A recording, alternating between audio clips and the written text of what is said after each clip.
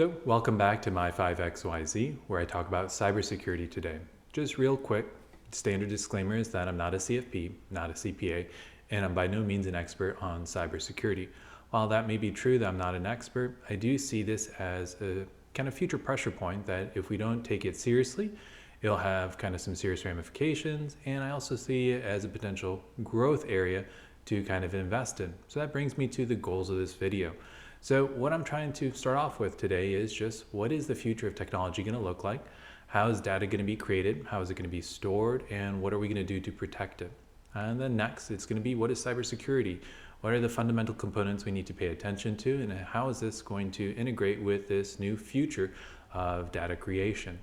And then the last part will be talking about kind of what exactly the point of no return is going to be in terms of if we don't pay attention to cybersecurity, how is this going to have real world implications? Once we cover all three of those things, I'll then talk about how I plan on investing in potentially cybersecurity. We're going to do things a little different. These videos have been getting a little bit longer, and so doing it in one take, it's a little difficult. But not only that, your attention span is a little bit shorter than maybe what it used to be 10 years ago.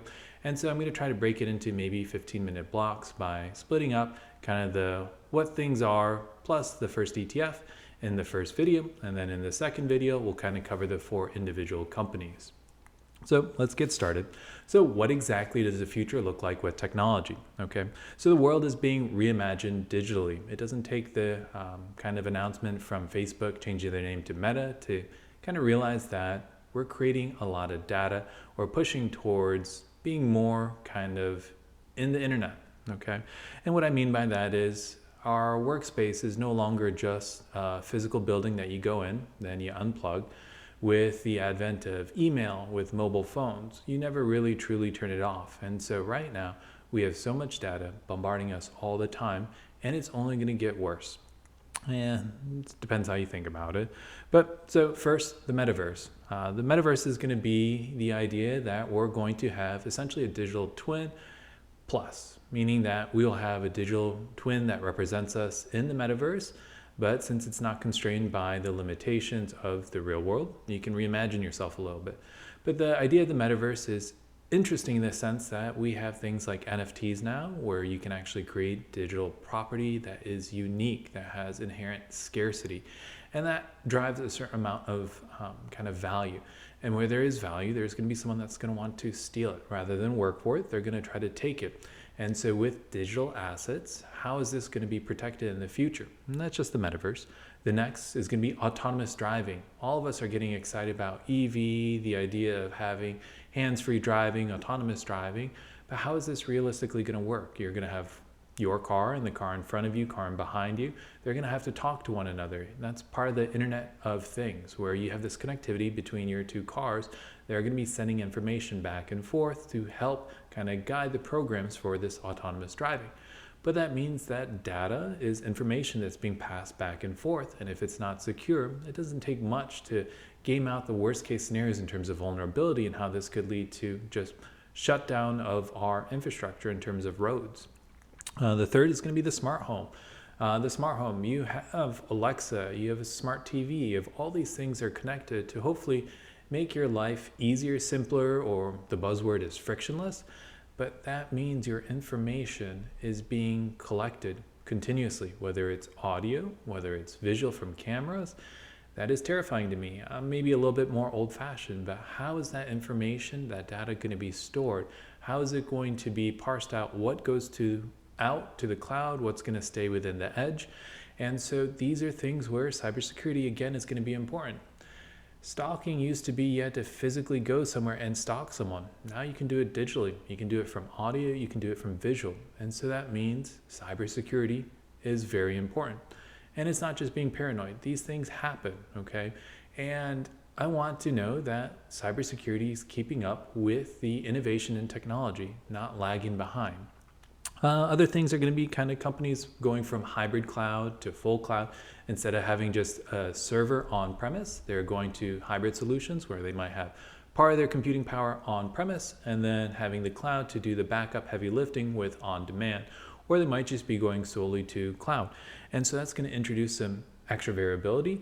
Not to mention, remote working is going to introduce some kind of new problems. So back in the day, you used to have an on-site server. You might have your actual works computer that was connected, and that was it.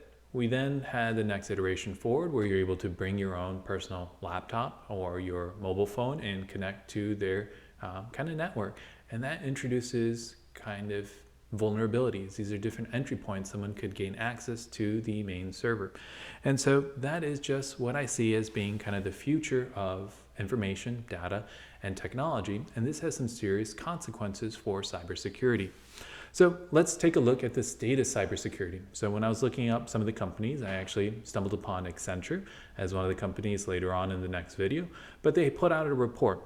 So some of the stuff that they put on there was actually quite fascinating. So one of the ideas that I kind of saw, or the common thread or commonality that I saw in the research that I was reading, was that we kind of moved all our data to the cloud first and ask questions about security second. And so that's playing out right now. So despite most respondents believing in a secure cloud, 32% said that security is not part of the cloud discussion from the outset, and they're trying to catch up. To me, that is terrifying. So my data is readily out there for someone that is motivated enough to come and take it.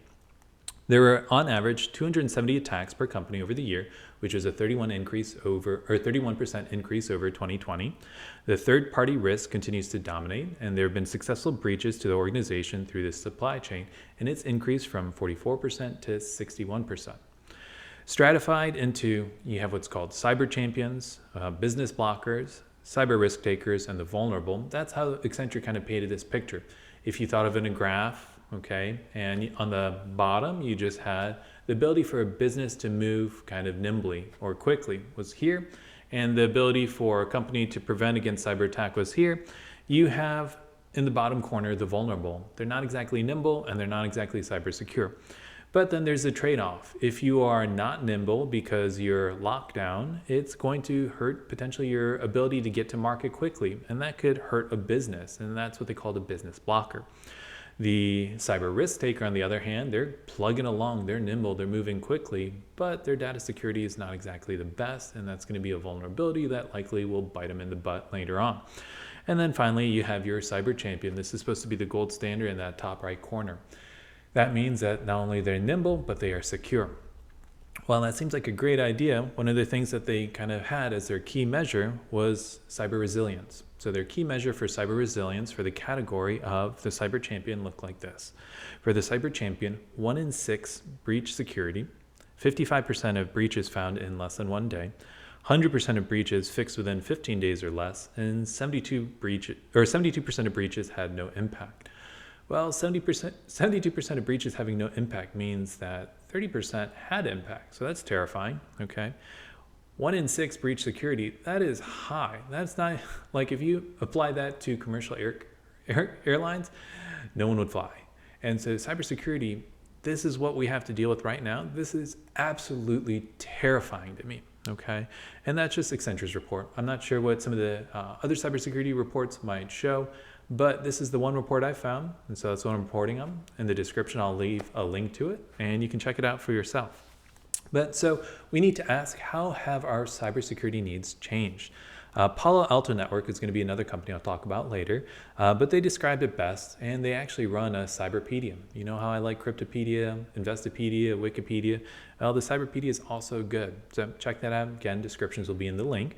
But they said years ago, when companies kept all their applications and data in a single on-site data center, they took a castle and moat approach.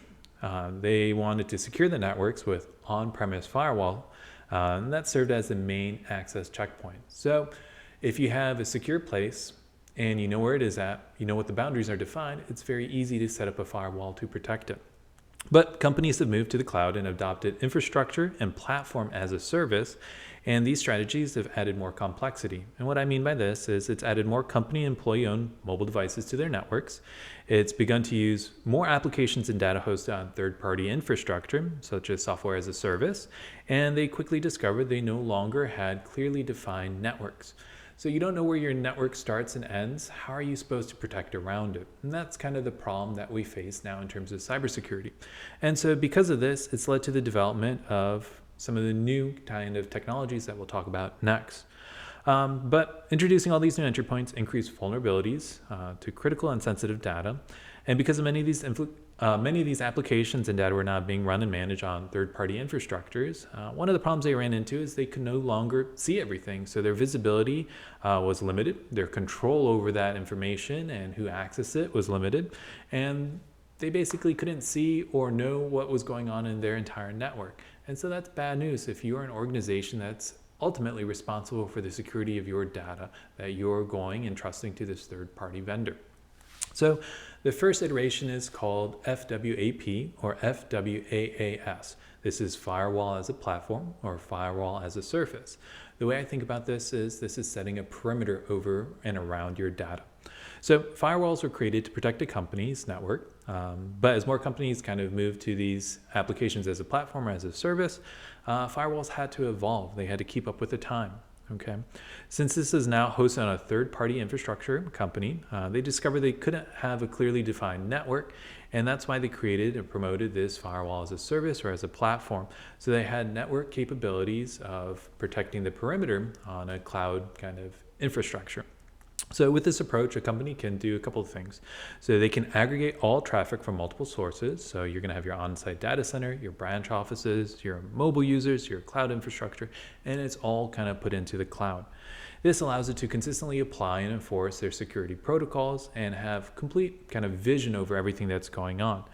It allows complete visibility and control over their network, and it allows them to deploy without having to have actual physical appliances.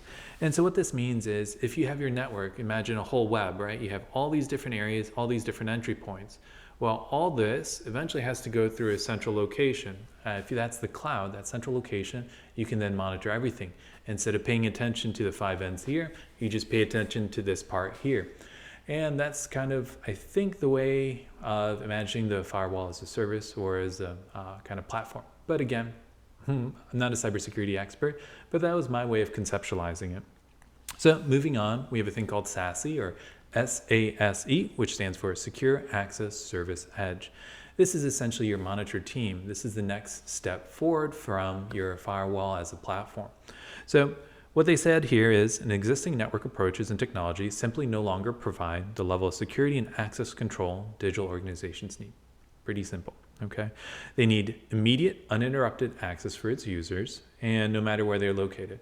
So with remote working happening, you want your kind of employees to have a frictionless experience where they can connect and be productive with the least number of hoops to be productive. But the least number of hoops to be productive means that is potentially easier access for someone to get entry into sensitive data. So since we have an increase in remote users and software as a service, okay, software as a service is essentially like if you think of Autodesk. I was watching their investor day, and Autodesk does lots and lots of important things, whether it's from building construction to manufacturing or potentially through more media applications. Autodesk has now switched to software as a subscription where these companies can get an access of these different tools under a suite of applications and just pay a subscription fee. That means they have all these different users accessing kind of their applications through kind of their cloud. That means it's a vulnerability though, and how they protect it is going to be really important. And so that is something that is just really kind of the more I've gone down the cybersecurity is just making me more and more uncomfortable. But for the SASE solution, it combines the capabilities of a wide area network, WAN, with comprehensive security functions such as General Secure Web Gateway, SWG, Cloud Access Security Broker, CASB, Firewall as a Service, FWAAS, and Zero Trust Network Access, ZTNA, to facilitate secure network access in cloud and mobile environments. A lot of buzzwords. These are things that you probably should look at Cyberpedia. Going into the next level and next level below that is a little too granular for this video and would make it even longer than it needs to be. But this is something that you should be aware of, is that the SASE platform allows kind of a comprehensive solution. Like I was talking about Autodesk, instead of having 5, 6, 7 different programs that you have to buy, and then put them all together. It's a lot of friction trying to get the different 5 platforms to kind of talk with each other and go across with that data. You then have Autodesk Forge, which puts them all into an umbrella. It's able to do all those different applications within it without all worrying about interoperability. This is the same with kind of a SASE security solutions. It has your basic components, integrates into one so that as a consumer or as a business, you can just purchase this as a subscription plan and have access to all these components rather than trying to individually deploy them on your own through your own IT. This leads to cost savings for you, decrease kind of infrastructure that you have to maintain. And so that's why it's kind of a win-win for both. It's kind of like Amazon Web Service. Amazon Web Service gets to provide all the server and back-end stuff for these companies that just want to focus their dollars instead of building out that infrastructure. They want to invest into the company and what they're actually doing, what they're actually trying to build to generate revenue. And so it's the same for cybersecurity. But like I said, it offers the company a single centralized view of their entire network and a suite of solutions to help protect data and information. It provides a whole view, allowing for reduced complexity, cost savings, and a consistently applied security. So it's not going to be patchwork different against your actual central office versus branch office versus mobile. It's hopefully going to be uniformly applied across everything. So Cyberpedia, the next one that we're going to cover is going to be called XDR. So this is what I think of as the response team. So it's called Extended Detection and Response, or XDR, and is a new approach to threat detection and response that provides what they call a holistic approach against cyber attacks, unauthorized access, and misuse, trying to prevent data loss. So the evolution of EDR or XDR kind of optimizes threat detection, investigation, response, and hunting in real time. For XDR, it unifies security relevant endpoint detections with telemetry from security and business tools such as network analysis and visibility, or NAV, email security, identity and access management, cloud security, and more. A lot of buzzwords, don't quite understand it, but it seems like it's a way of, let's say someone breach your perimeter. How are you going to track them? How are you going to monitor? How are you going to report these events? So it is a cloud native platform built on big data infrastructure to provide security teams with flexibility, scalability, and opportunities for automation. The automation part is really important. So if you have to manually do all of this, that takes time, that requires manpower. If you are able to do machine learning and automation, this simplifies things. It allows your IT team to focus on more of kind of higher level things rather than the granular level of kind of documenting, creating a ticket, and doing all the extra legwork that has to be flushed out when it's kind of left to a person doing it. So what they say is it delivers visibility across all data, including endpoints, networks, and cloud data, while applying analytics and automation to address today's increasingly sophisticated threats. So for me, that's all I need to really know, okay? I'm not a cybersecurity expert. I don't have to understand exactly what's under the hood, just that this service is available for a consumer. So the last is going to be Cloud Native Security Platforms, CNSP. And so if you are like me on public, share link is down below, I wonder if this is what they have going on with their development team or DevOps, okay? So let's just back up. Cloud native refers to an approach to building and running applications that takes full advantage of cloud computing delivery model instead of an on-premise data center. So what a cloud computing delivery method means is that you can use the cloud to compute high amounts of information, process that maybe your on-site kind of server couldn't process. You need kind of classical computing power to process whatever you're doing. If your server doesn't have the ability to, you can then pay as a subscription for what you need when you need it for cloud computing, and it can make it a little bit more cost effective for these companies trying to build out these applications. And so this approach takes the best of what the cloud has to offer in terms of scalability, deployability, manageability, and limitless on-demand compute power, and applies these principles to software development. So combined with continuous integration and continuous deployment, or CI/CD is the buzzword, automation to radically increase productivity, business agility, and cost savings. So kind of building off of this, you have what's called development and operations, or DevOps, to build a software or a software application. What they do is they incrementally write the code and then they deploy it. So you write a code, you deploy it, you troubleshoot it, that gives you more information to then rewrite the code and then redeploy it. I think that's kind of what goes on with public, but I don't know. I do not work for them. I don't get a peek behind the curtain, but I'd be super curious to. But the DevOps introduces a lot of problems in terms of the security aspect. If you're writing code, you're not paying attention to security protocols. And if you just go from developing code to implementing and to deploying it, and you don't pay attention to security, you're going to have vulnerabilities that you're introducing without considering it. And that's one of the problems of just your continuous integration and continuous deployment model.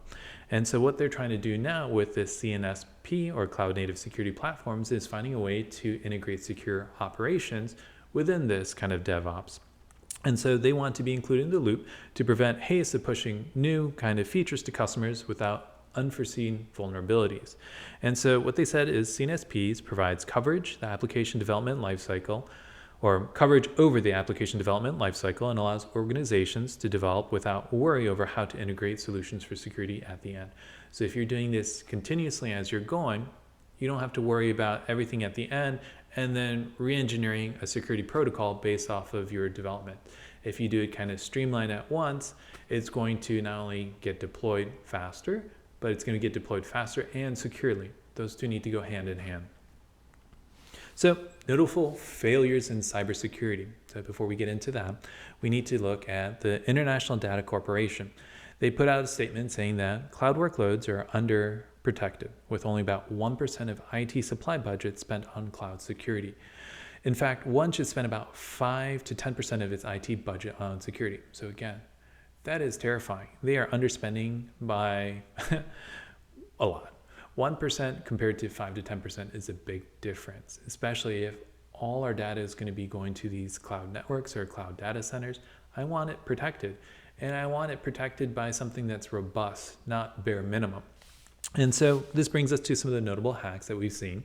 You've seen the Robinhood hack, Coinbase hack, SolarWinds hack, which is supposedly believed to be due to Russia, and Microsoft Exchange hack, which is supposedly believed to be due to China. These are 4, but there are lots, and they're probably going on all the time from small scale to large scale. And this is going to be ever more important in the future. The more data we create, the more sensitive data we create, the more important it is that it is secure and it is protected, both just from a company level, but also from a national security level. And so this brings me to the first investment that I want to talk about, and it's called CIBR, or CIBR. Whenever I don't know anything about a specific area or topic, I go look for an ETF, and CIBR was the one I found. So real quick, on their website, they said the NASDAQ CTA Cybersecurity Index is designed to track the performance of companies engaged in the cybersecurity segment of the technology and industrial sectors. It includes companies primarily involved in the building, implementation, and management of security protocols applied to private and public networks, computers, and mobile devices in order to provide protection of the integrity of the data and network operations. So that's their basic premise. The company must be listed on an index-eligible global stock exchange and classified as a cybersecurity company as determined by the Consumer Technology Association. So those are the minimum requirements to be considered for being evaluated to be included on this ETF. And then they go a step further. They say each security must have a worldwide market capitalization of 250 million, have a minimum 3-month average daily dollar trading volume of 1 million, and have a minimum free float of 20%. So that's going to be the next level of granular kind of selection. And then it's evaluated on semi-annually in March and September and rebalanced quarterly. And the index employs a modified liquidity weighted methodology, meaning that it's not going to be equal weight. They're going to stratify and then start kind of investing it based off of a certain weighting. So for CIBR, its inception was July 6, 2015, as an expense ratio of 0.6% and has about 36 holdings. The month-end performance as of October 29th, 2021 had a year-to-date performance of 21.81%. And I always compare it against my benchmark personally is the S&P 500. You could pick one to that specific sector. But if I cannot beat the S&P 500, why would I put my money in something different? And so again, year-to-date was 21.81% compared to the S&P 500, which was 24%. That's a little bit underperforming, but that's enough where I'm still going to keep looking. Okay, if it was underperforming by quite a bit, I think cybersecurity, looking at this, would be kind of on pause, and I probably wouldn't go much further because I'd rather just go ahead and be average rather than take the risk on cybersecurity. But moving on to the 1-year return. 1-year return was 62.31% compared to the S&P 500, 42.91%. So that's actually pretty interesting to me. So over 1 year, it's done well.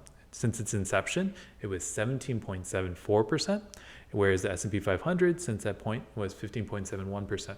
So at the very least, the two are tracking closely with a little bit given to one or the other depending on the timeline. And that's normal. If you're having 36 holdings, there's going to be times where it's going to outperform the 500 companies and times where it's going to be underperforming.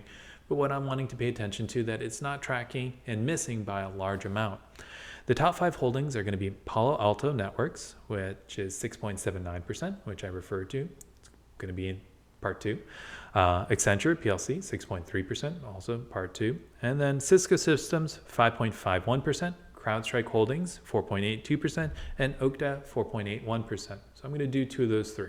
And so stay tuned to the video for part 2. But that's cyber.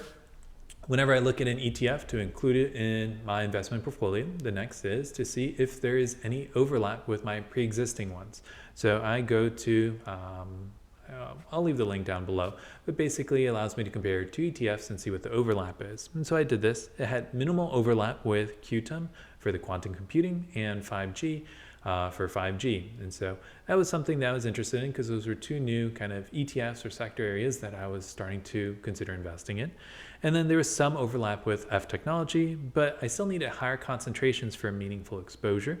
And then there was no overlap with F communications or F discretionary. And so for this, I found that if I really wanted to go into cybersecurity, the simplest and easiest way might be just doing this ETF. But again, stay tuned for part 2 where I look into 4 individual companies and maybe I might decide to do companies over the ETF. But so some conclusions for part 1. Technology is changing how we work, how we communicate, connect, and potentially even how we kind of drive and how we plug in, how we go to work. So data is continuously being created and this needs protection. That's one. That's probably the most important thing. This new hybrid cloud and full data storage with multiple points of entry creates a lot of security nightmares. And we need to evolve in terms of cybersecurity to better protect ourselves.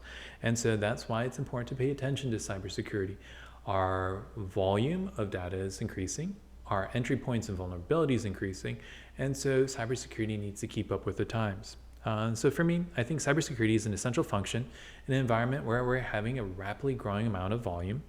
This data needs to be protected. A lot of it's going to become critical in the future, especially if we move towards autonomous driving or if we're going heavier on remote working.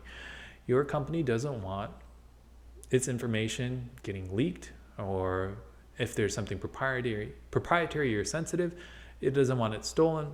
And so cybersecurity is important. This means that that market that they're going to be serving is going to hopefully be increasing.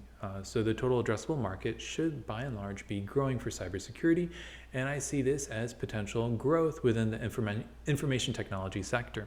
But that's just my kind of 2 cents on it. Again, not a cybersecurity expert. I have no background in finance. And so take what I say with a grain of salt. But hopefully you found this interesting. Stay tuned to part 2. That's going to be on Friday. But again, thanks. Hope you have a great day.